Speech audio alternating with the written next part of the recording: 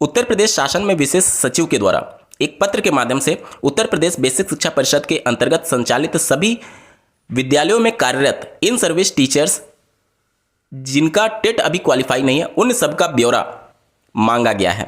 और शासन in service teachers जिनकी संख्या लगभग 2 लाख के आसपास है स्पेशल टेट आयोजित करने पर विचार कर रही है। सबसे बड़ा सवाल यह है कि क्या इस विभागीय या फिर स्पेशल टेट की वैधानिकता रहेगी या फिर भविष्य में जाकर के इन सर्विस टीचर्स को हर हाल में यूपी टेट या फिर सेटेट क्वालिफाई करना ही पड़ेगा।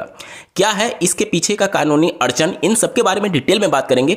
बहुत इंपॉर्टेंट वीडियो होगा, अंत तक जरूर जुड़े रहेगा। नमस्कार दोस्तों, मेरा नाम है नीरज, आप देख रहे हैं कैरियर बिट यूट्यूब चैनल। अगर आप इस चैनल पर पहली बार विजिट कर रहे हैं तो इसको सब्सक्राइब करते हुए बेल आइकन को प्रेस करना ना भूलें। इसकी कानूनी वैधता को समझने के लिए सबसे पहले जब इस मामले की सुनवाई माननीय सुप्रीम कोर्ट में हो रही थी, माननीय सुप्रीम कोर्ट ने साफ तौर पर तल्ख टिप्पणी यह किया था कि यहां पर नौकरी बचाने की बात नहीं है, क्योंकि जो इन सर्विस टीचर्स के एडवोकेट थे उन्होंने सुप्रीम कोर्ट को यह अवगत कराया कि इससे पूरे देश भर में लाखों की संख्या में इन सर्विस टीचर्स प्रभावित होंगे और उनकी नौकरी खतरे में पड़ जाएगी। तब माननीय सुप्रीम कोर्ट ने तल्ख टिप्पणी करते हुए यह कहा था कि यह सवाल नौकरी बचाने का नहीं है बल्कि गुणवत्तापूर्ण शिक्षा का है। अगर आपको याद हो, बीएड वाले मामले में भी माननीय सुप्रीम कोर्ट ने साफ तौर पर कहा था कि रोजगार की बात नहीं है, क्योंकि वहां पर जो बीएड के एडवोकेट्स थे उन्होंने कोर्ट को यह अवगत कराया कि बीएड अभ्यर्थियों को अगर प्राथमिक के लिए अपात्र घोषित कर दिया जाता है तो रोजगार के अवसर खत्म होंगे। माननीय सुप्रीम कोर्ट ने तल्ख टिप्पणी करते हुए यह कहा था कि यह रोजगार की बात नहीं है बल्कि गुणवत्तापूर्ण शिक्षा की बात है, और अगर कोई इस प्रकार का जो प्रशिक्षण नहीं प्राप्त किया हुआ है तो उसको योग्य नहीं माना जा सकता और बीएड को अपात्र घोषित कर दिया था। अब एनसीटी जो कि आरटी एक्ट के धारा 23 की उपधारा 1 के अंतर्गत इंपावर किया गया है न्यूनतम शैक्षणिक अर्हता हासिल करने के लिए, उसमें 2 अर्हताएं हैं। पहला तो आपका प्रशिक्षण होना चाहिए और दूसरा आपका टेट क्वालिफाई होना चाहिए। प्रशिक्षण 2019 में 31 मार्च तक एनआईओएस डीएलएड के माध्यम से और 6 माह का जो बीएड अभ्यर्थी थे उनको ब्रिज कोर्स के माध्यम से ऑलरेडी प्रशिक्षण दिया गया है। तो एक तो योग्यता सभी इन सर्विस टीचर्स हासिल कर लिए हैं। दूसरी योग्यता जो टेट वाली थी उसके संबंध में माननीय सुप्रीम कोर्ट ने साफ तौर पर कहा कि नौकरी बचाने की बात नहीं है, सिर्फ और सिर्फ योग्यता पूर्ण करने की बात है और गुणवत्तापूर्ण शिक्षा की बात है, जो कि मौलिक अधिकार है 6 से लेकर के 14 साल के बच्चों का, जो कि आर्टिकल 21A में निहित किया गया है कि ना सिर्फ मुफ्त एवं अनिवार्य शिक्षा होगी बल्कि गुणवत्तापूर्ण शिक्षा होगी। और गुणवत्तापूर्ण शिक्षा के लिए जो मानक है वो एनसीटी ने तय किया हुआ है और उसको हर हाल में हासिल करना ही होगा। सुप्रीम कोर्ट ने यह तल्ख टिप्पणी किया था। अब विभागीय टेट के संदर्भ में जो पत्र जारी किया गया है उसमें सुप्रीम कोर्ट के जजमेंट के कुछ पैराग्राफ्स को मेंशन किया गया है। उस पैराग्राफ में माननीय सुप्रीम कोर्ट ने साफ तौर पर कहा है कि राज्य सरकार या फिर जो भी कॉम्पिटेंट अथॉरिटी है उनको साल में 2 बार 6-6 महीने के गैप पर टेट आयोजित करने पर विचार करना चाहिए, जिससे इन सर्विस टीचर्स को ज़्यादा से ज़्यादा मौके मिल सके। चूंकि पहले जो 2 साल का समय था उसको बढ़ा करके 3 साल कर दिया गया है और जो डेडलाइन है अब वो 31 अगस्त 2028 कर दी गई है। अब यहां पर उस लाइन को अलग अलग राज्यों में अलग अलग तरीके से कंसीडर किया जा रहा है। कुछ एक राज्यों में उसको जो नॉर्मल टेट होता है उसके संदर्भ में कंसीडर किया जा रहा है और कुछ एक राज्यों में उसको स्पेशल टेट के तौर पर कंसीडर किया जा रहा है। जबकि माननीय सुप्रीम कोर्ट ने ऐसा कोई भी टिप्पणी नहीं किया है कि आप विभागीय टेट अलग से कराइए या फिर स्पेशल टेट कराइए। उन्होंने नॉर्मल टीचर एलिजिबिलिटी टेस्ट, शिक्षक पात्रता परीक्षा की बात की है। अब सबसे बड़ा सवाल यह है कि क्या इस तरीके की स्पष्टता ना होने की वजह से राज्य सरकार उसको अपने तरीके से कंसीडर कर रही है, जिसको भविष्य में जाकर के दूसरे लोग क्या कोर्ट में चैलेंज कर सकते हैं? इस पर सबसे बड़ा सवाल है। किसी अन्य विभाग की आप बात करें, जैसे रेलवे हो गया या फिर एसएससी हो गया या फिर किसी भी अलग डिपार्टमेंट में, तो वहां पर जो विभागीय परीक्षाएं होती हैं वो प्रमोशन के लिए ली जाती हैं। लेकिन उत्तर प्रदेश समेत पूरे देश भर में शिक्षा विभाग में जो कक्षा 1 से 8 तक परिषदीय विद्यालय संचालित होती हैं उसमें विभागीय परीक्षा प्रमोशन के लिए ही होता ही नहीं है। वो चूंकि एम्पावर्ड किया गया है एनसीटी को, तो प्रमोशन के लिए भी आपको टेट क्वालिफाई करना पड़ेगा उस कैडर का जिस कैडर में आप प्रमोट होकर के जा रहे हैं। तो अन्य विभागों की तरह यहां पर विभागीय परीक्षा का प्रावधान है ही नहीं, खास करके एनसीटी की गाइडलाइन के हिसाब से। तो यहां पर विभागीय टेट को लेकर के अपने आप में एक बहुत बड़ा सवाल उत्पन्न होता है। अब यहां पर भारतीय संविधान के कुछ अनुच्छेद इस पूरे जजमेंट से प्रभावित होंगे। जैसा कि आपको ज्ञात होगा, शिक्षा मित्रों का जब समायोजन रद्द किया गया था वर्ष 2017 में, उससे पहले यह मामला 2015 में ही कोर्ट में चला गया था। तो माननीय सुप्रीम कोर्ट ने 2017 में एक जजमेंट दिया कि 1,37,000 शिक्षा मित्रों का समायोजन नहीं किया जा सकता, क्योंकि इतने ज़्यादा पदों पर एक साथ समायोजन, वो भी ऐसे शिक्षक का जो कि सभी मानक पूर्ण नहीं कर रहे थे। उसमें से कुछ एक उस समय भी टेट क्वालिफाई थे, हजारों की संख्या में टेट क्वालिफाई थे, लेकिन मेजॉरिटी में टेट क्वालिफाई नहीं थे। तो इसी को आधार बनाते हुए माननीय सुप्रीम कोर्ट ने उनका समायोजन रद्द कर दिया था। तो क्या जो चीज़ें शिक्षा मित्रों के लिए संभव नहीं हो पाई कोर्ट के माध्यम से, क्या वो इन सर्विस टीचर्स के लिए संभव हो पाएगी? इसका मतलब सीधे तौर पर आर्टिकल 14 का यहां पर वायलेशन होगा समानता के अधिकार का, कि मतलब एक ही शिक्षक पात्रता परीक्षा के लिए दो अलग अलग मानक कैसे हो सकते हैं। दूसरा आर्टिकल जिसका वायलेशन हो सकता है वो है आर्टिकल 16, जो कि कहता है समान अवसर का अधिकार। मतलब कि सरकारी सेवा में सभी अभ्यर्थियों के लिए समान अवसर होना चाहिए।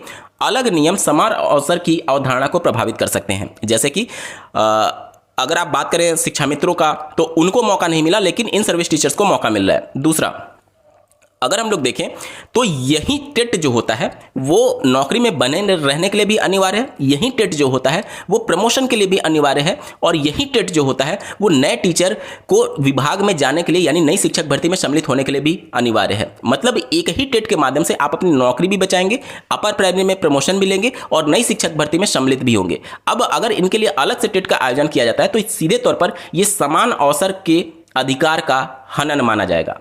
इसके अलावा दो आर्टिकल मैंने बताया 14 और 16, इसके अलावा आर्टिकल 21A का भी सीधे तौर पर वायलेशन होगा, क्योंकि विभागीय टेट कराना निश्चित तौर पर जो डिफिकल्टी लेवल है उसमें डिफरेंस क्रिएट करेगा, जो यूपी टेट या फिर सीटेट का डिफिकल्टी लेवल होता है।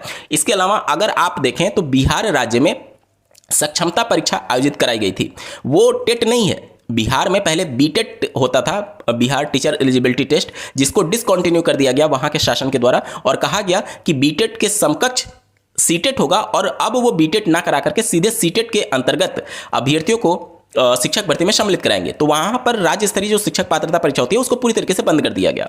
तो जितने भी वहां पर नियोजित शिक्षक थे उनके लिए एक स्पेशल सक्षमता परीक्षा का आयोजन किया गया, जिसमें उनके लिए क्वालिफाइंग मार्क्स को 40% रखा गया। जबकि अगर आप देखेंगे टेट में क्वालिफाइंग मार्क्स 60% अनरिजर्व के लिए और कैटेगरी के लिए 55% होती है। तो क्या इस तरीके की छूट इन सर्विस टीचर्स को दी जा सकती है? इसीलिए आपने देखा होगा पिछले एक हफ्ते से बिहार में जितने भी नियोजित शिक्षक हैं जो कि सक्षमता परीक्षा पास किए हुए हैं, उनके लिए भी सीटेट परीक्षा पास करना अनिवार्य माना गया है माननीय सुप्रीम कोर्ट के जजमेंट के हिसाब से। तो भविष्य में जाकर के ये जो विभागीय टेट कराया जा रहा है इसकी वैधानिकता को भी सुप्रीम कोर्ट में चैलेंज किया जा सकता है। अब ये सारी चीजें हो क्यों रही हैं उत्तर प्रदेश में? 2027 विधानसभा चुनाव है और उसके मद्देनजर राज्य सरकार नहीं चाहती है कि कोई भी इन सर्विस टीचर्स इस पूरे मुद्दे से राज्य सरकार से नाराज हो कि राज्य सरकार हमारे लिए कुछ कार्य नहीं कर रही है। तो पूरा यही सारी चीजें लग रही हैं, और निश्चित तौर पर यहां पर जो विभागीय टेट कराया जा रहा है उसको लेकर के बहुत सारे सवाल खड़े हो रहे हैं। अब अगर आपको याद हो तो देवेश शर्मा वाले केस में जो बीएड से संबंधित था, उसमें बीएड को बाहर करने के लिए पहला तो आर्टिकल 21A का वायलेशन माना था सुप्रीम कोर्ट ने, और दूसरा एनसीटी ने जो गजट नोटिफिकेशन निकाला उसके लिए सही प्रोसीजर फॉलो नहीं किया गया।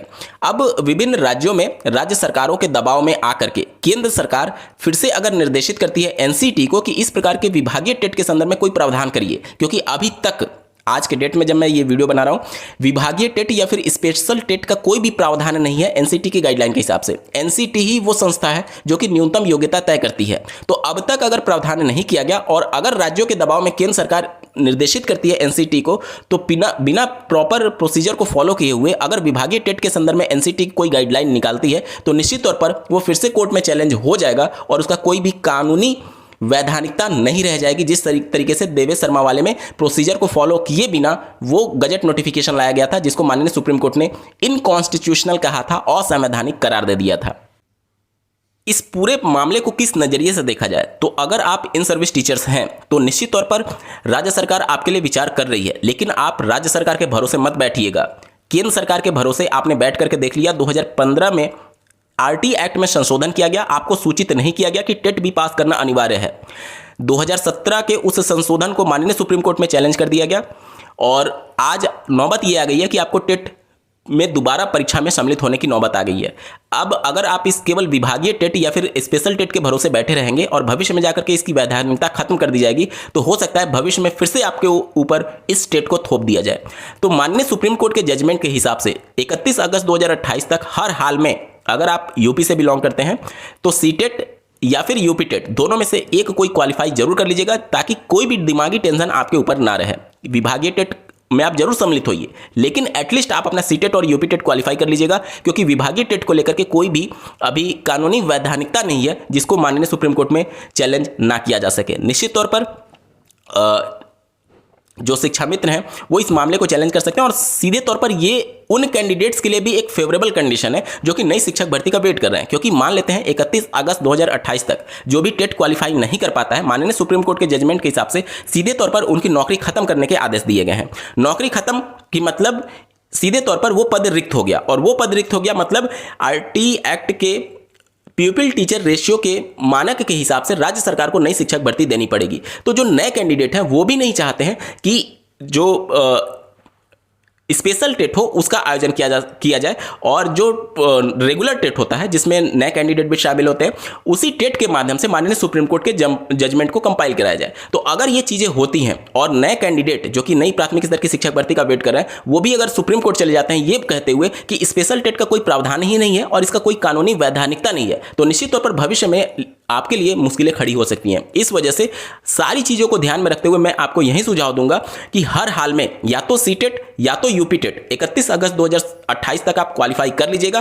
केवल और केवल राज्य सरकार के भरोसे, केंद्र सरकार के भरोसे या फिर एनसीईटी के भरोसे मत बैठिएगा। सुप्रीम कोर्ट का जजमेंट सर्वोपरि है, और उसके अंतर्गत आपको हर हाल में यूपी से अगर आप बिलोंग करते हैं तो सीटेट या फिर यूपी टेट में से एक को जरूर क्वालिफाई कर लीजिएगा। उम्मीद करता हूं आपके सारे डाउट्स क्लियर हो गए होंगे। बावजूद इसके अगर आपकी कोई शंका रह जाती है, प्रश्न रह जाता है, तो कमेंट के माध्यम से पूछ सकते हैं।